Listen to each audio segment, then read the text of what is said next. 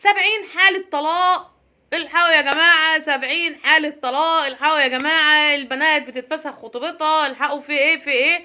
قالوا ان في دكتور اسمه دكتور محمد نفساني طلع بطلته البهية، طلع كده واعلن او عمل اعلان عن العيادة بتاعته. فدخل ناس كتير كتبوا له كومنتات: حلو، ايه الجمال ده، ايه الحلاوة دي، وكلام كده من البنات. كانت البنات بتعكسه في الكومنتات.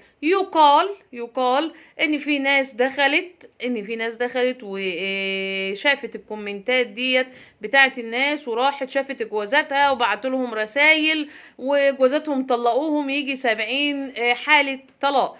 بس انا ما شفتش ولا حالة طلاق طلعت على السوشيال ميديا وقالت انا اتطلقت بسبب الدكتور محمد. ما حصلش اي حالة طلاق بسبب الدكتور محمد. طيب امال ايه اللي حصل، ولا ايه اللي جرى؟ اللي حصل دي كانت افلام كده او بروجندا كده معمول. طب انا اقول لكم ازاي بقى ان حقيقي ما حصلش. ازاي واحد هيخش على البروفايل بتاعك، هياخد الكومنت بتاعك، واكترية الناس دلوقتي عاملين خاصية قفل البروفايل.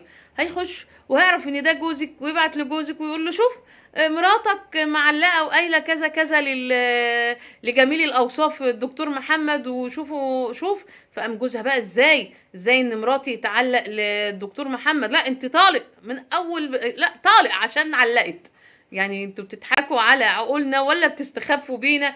مش عارفه والله انتوا بتستخفوا بمين او بتضحكوا على مين، او مين اللي ورا الاشاعات دي، او مين اللي حابب يعمل البروجندا ديت. يعني ايه يعني؟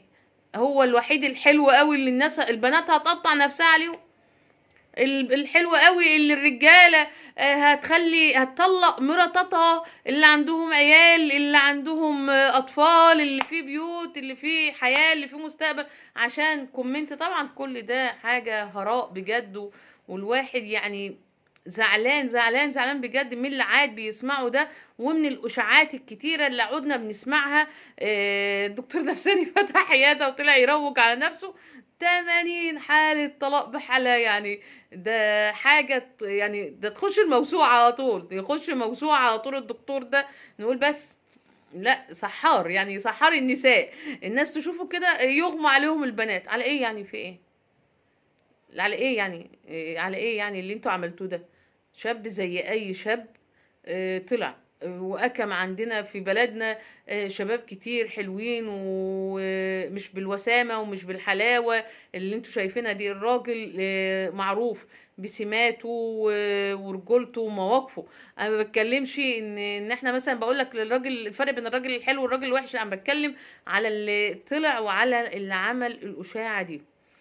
بجد وإشاعة ظريفة وإشاعة جميلة قوي وخفيفة قوي. يعني الواحد بقى كان قاعد بيسمعها يعني ومنبهر. 80 حالة طلاق وفسخات خطوبة كتير. يعني بجد سلم يا رب سلم. حبايب قلبي، خلاص حلقتي خلاص كده خلصت.